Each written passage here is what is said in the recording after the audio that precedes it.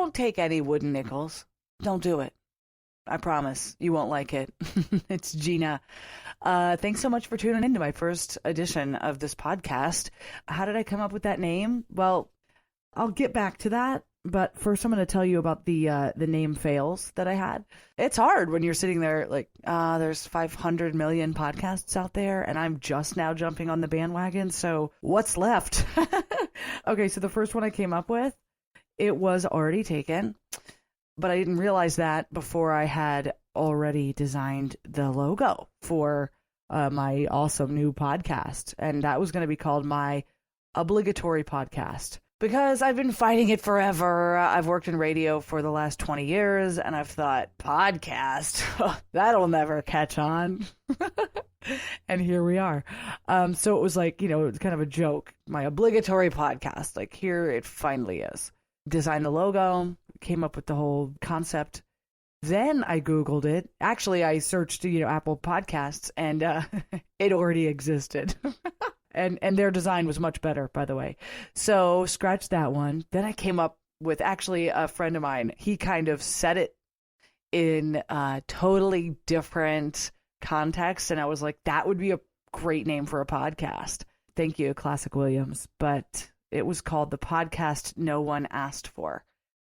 And I started designing a logo for that because who in the world would already have come up with a podcast named The Podcast No One Asked For? I thought that was pretty unique, right? So silly me, you'd think lesson learned, but no, it was taken. Then I got smarter. On my third try, I looked this one up first online to see if it had been taken. And, I listen to a bunch of podcasts too, and I've noticed during or at the end of podcasts, the host will say something like, hey, if you've got time, will you give me a 5-star rating? Apparently, it helps boost standings or the algorithm or whatever if I have a higher rating. So just take a second and go give me a 5-star rating. I thought, there it is. That's the name of the podcast. My podcast will be the 5-star show or the 5-star rating or the 5-star review, whatever. It's taken. And it also has 5 stars, by the way. I looked. Only 2 people have rated that podcast, but it has 5 stars.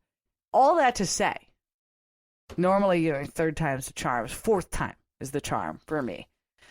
And I'm sitting here at my computer, and I was like, all right, I need to get some kind of inspiration here. So I started looking up all of the most popular podcasts out there that you're listening to already. Like most downloaded, been around the longest, whatever. And Joe Rogan's caught my eye because all these logos on iTunes for Apple are square. They're 3,000 by 3,000. You have to make it that size. It's a box. But Joe Rogan's is a circle inside of the box, and it just kind of stood out. Yeah, a circle, that's cool. And I'm looking around my desk, and I see this wooden nickel. All right. And it's got a big buffalo on it. It says United States of America, wooden nickel. That wooden nickel came to me from my late stepfather, along with a note. And here's what the note says. Gina, great advice. Don't take any wooden nickels. Translated into New York lingo, because he was from Long Island, New York, don't let anyone BS you. Love, Bob. Don't take any wooden nickels means don't take any bullshit off anybody. So I thought, hey, that's kind of a cool name. And I had fun making my little logo. I hope you like it too. This is my first podcast. I've listened to a lot that I love, a lot that I can't stand. So I'm going to try to make this one that you love. My birthday's coming up. It is December 16th. My mom keeps bothering me. What do you want to do for your birthday? I don't know, Mom. It's not like your 21st birthday, right? And I also hate planning my own birthday. I'm not one of those girls that, makes it a national holiday. Or I'm not one of those girls that's like, okay, so girls, I've made all my birthday plans. We are getting together and the limo's going to be picking us up from there. And then we're going to eat at 7 o'clock at my favorite restaurant. No, I'm not I'm not doing that. I don't even feel like I did that for my 21st. We were just like meet at a bar. I had a girlfriend back in college, and she literally made her birthday. It was a national holiday, and if we did not treat it as such, then she would terminate us. Me and my other girlfriend would say, "Oh, her birthday's coming up. We don't want to get terminated." She would literally terminate you as a friend. She had a track record of doing it. There were several friends that had been terminated, and it all linked back to forgetting her birthday.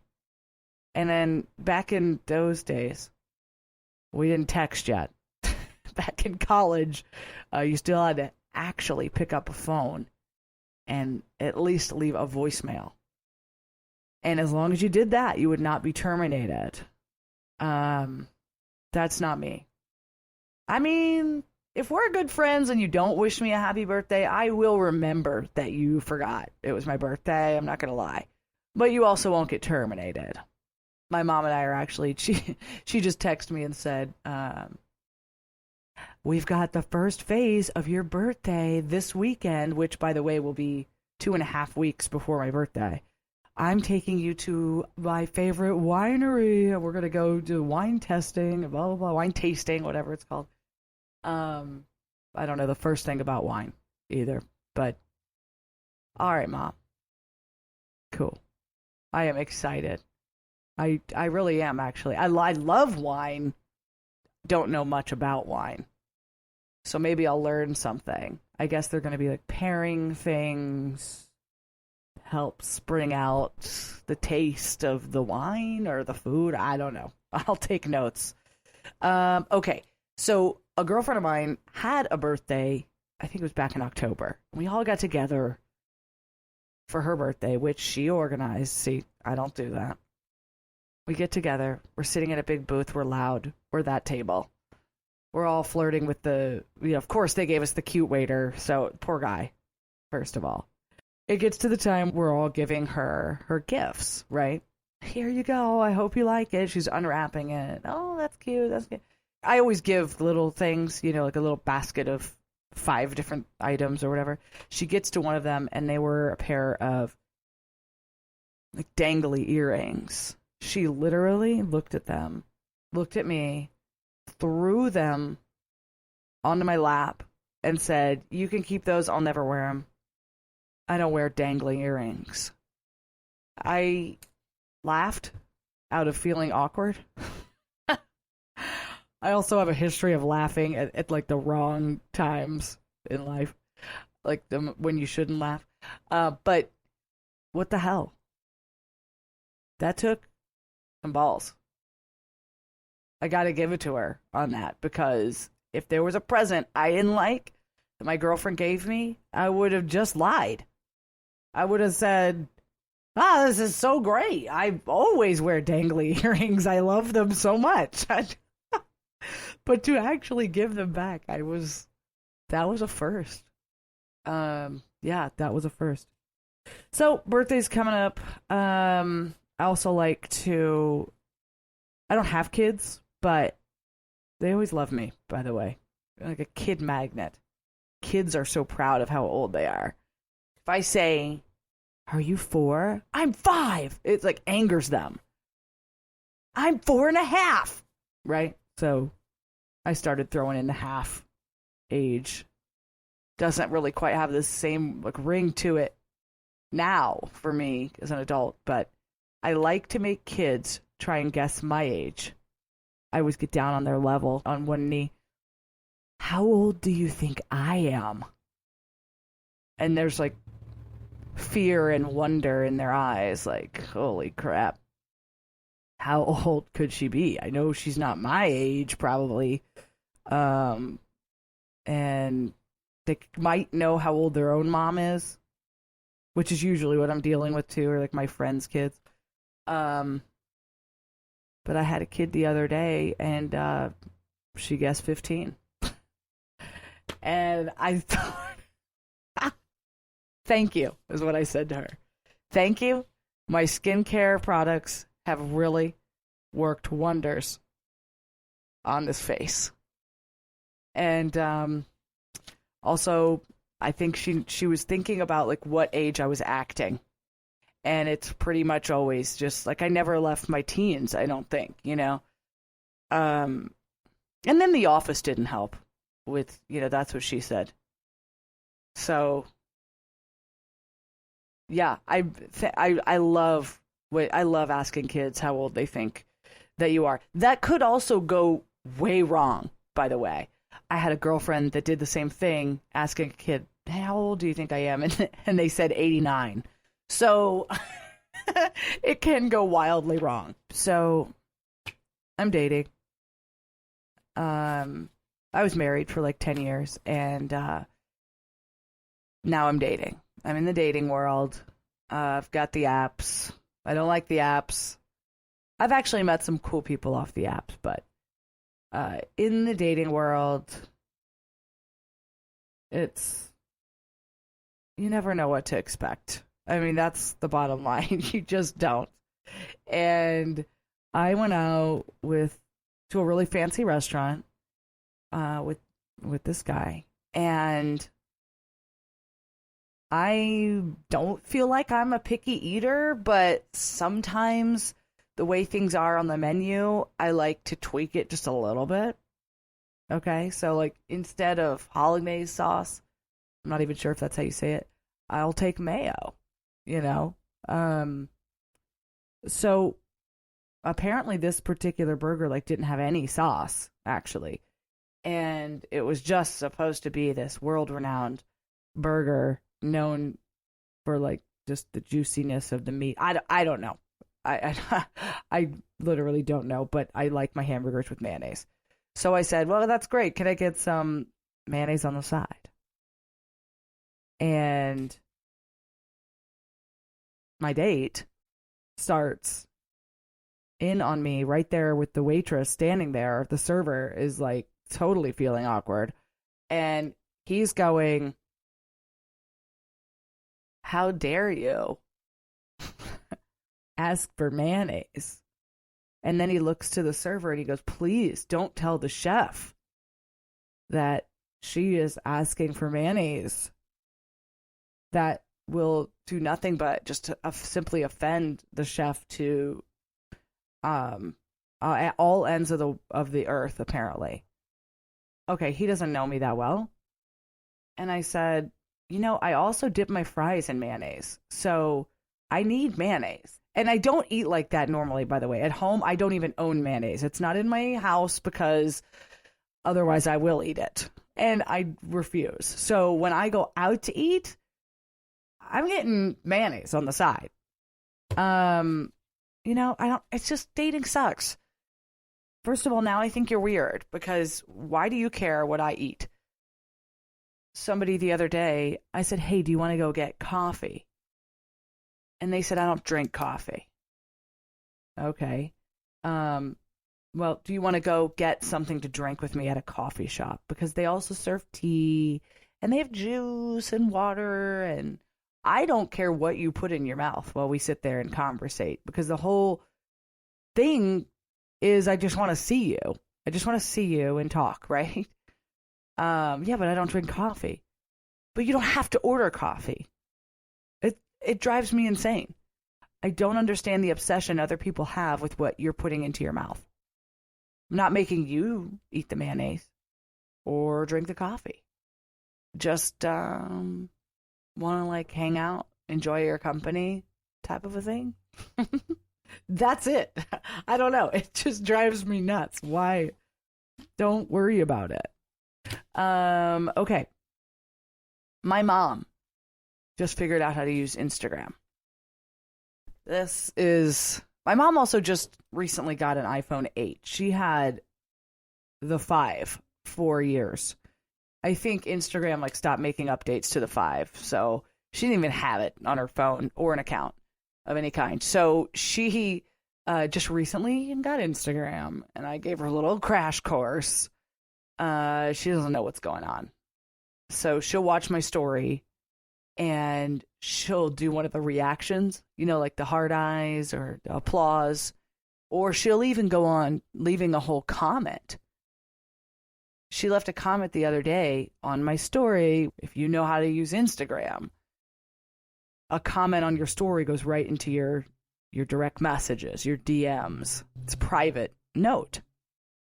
I called her and I said, Ma, did you mean to leave that comment? Oh, yeah, of course. Do you think everybody's going to read it? Yeah. I go, well, it sends to my direct I have to tell her it doesn't. She doesn't get it. This is months now. She still thinks she's leaving comments on my pictures or videos that are on my story when she responds to my story. And she's also started this new fun thing. And I call it mom monitoring, where she monitors my Instagram to tell me when she thinks things aren't appropriate on my Instagram. And she'll call me too, or she'll text me, like an actual text, not Instagram. Gina, I just saw your post on, is it the story then? The 24-hour thing. And the song that you put in there says curse words. And I don't think that's appropriate. You know, people watch your story and they see that. And I just really think you should consider deleting it. That she always will say, I think you should consider deleting it. Because she knows I might not. So she doesn't want to, you need to delete it. You know, I'm not 14 anymore. So, and by the way, thank God we didn't have Instagram in our teens or in our tweens. Honestly, I'm a Generation X. We're the last of our kind because we know what life was like before the internets, before the World Wide Webs, and before social media, when we literally had to go, what's going on tonight? I have to actually make a phone call. And then your girlfriend be like, I don't know, come pick me up. And so I would go pick her up or vice versa. And we'd be like, what do you want to do? Let's drive around. We would drive around looking for parties or get-togethers or bonfires, or like the skateboarders would, you know, go in this one parking lot. We'd be like, we went past the lot. Nobody's there skateboarding tonight. What will we do? I didn't even skateboard, by the way. I was not a skateboarder. But I came from a really small town of, I don't know, like under 1,000 people. So it was easy, somewhat easy to find like where something was going on. But we had to drive around to find it. I wasn't one of the cool kids, so like they didn't tell me in advance. I'd find out later when you see all the cars parked at Scott's house. Oh, let's go there. This was back in the day when you couldn't just text or watch Scott's story to see where the party is. I just can't. I'm so thankful that I know what it's like to not have such access and not have such ability to communicate so freely. And you actually kept your absurd, you know, mean comments to yourself. Like my mom used to say, now bite your tongue, or now you wouldn't want someone to say that to you. You don't need to say that out loud. People nowadays just say whatever the hell they want on the internet. They hide behind the computer. It's so crazy. And also people are able to find each other much easier. Like people with interesting hobbies, you know, where before they were just like in their mom's basement figuring it out by themselves. And now they're like, oh, there's other people that do this. It's opened up a gate. It's like Stranger Things, the gate. It's been opened.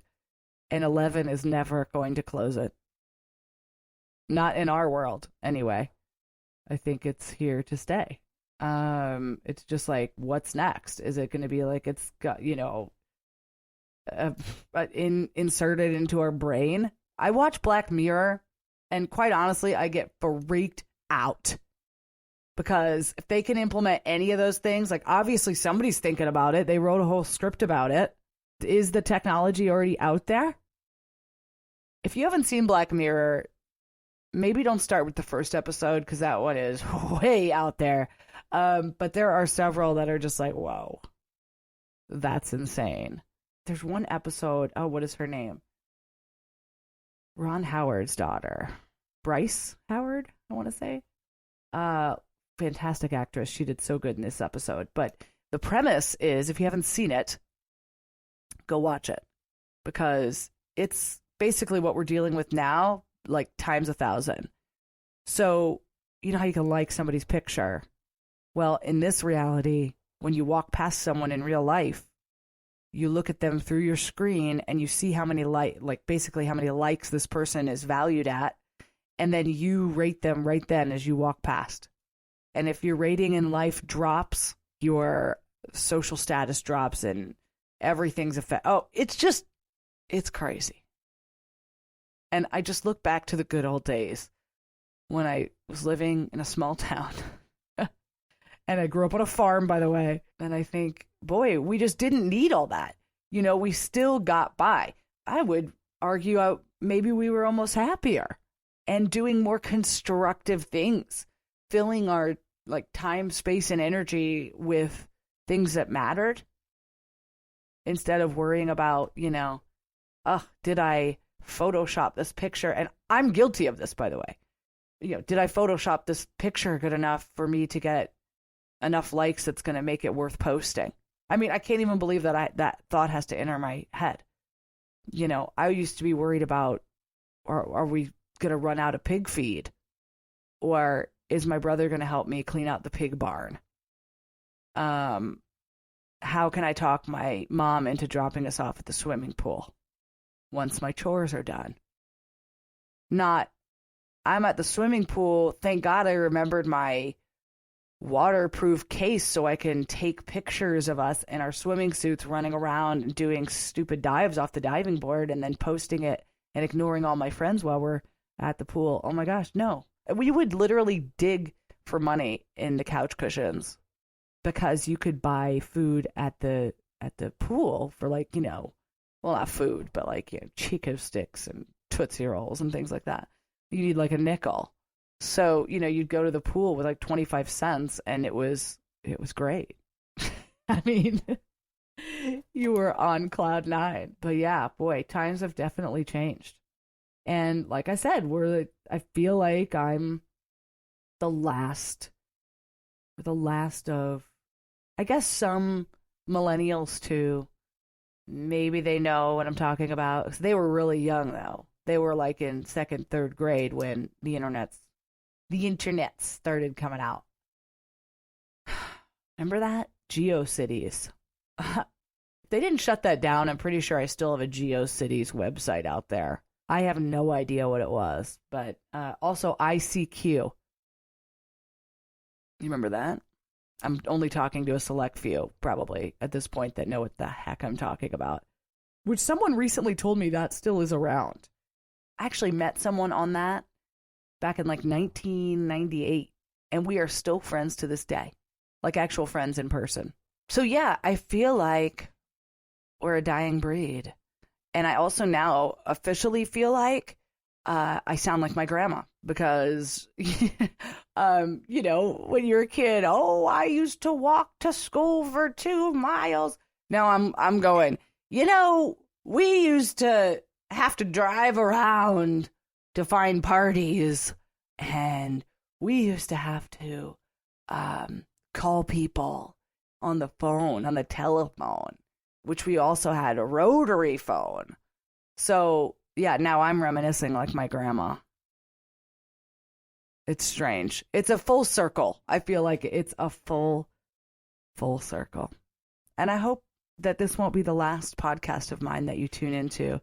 And leave me that 5-star review if you have time. Thanks for listening. It's Gina Ferraro. You can find me on Instagram at Gina Lola. That's GinaLolla. Don't take any wooden nickels.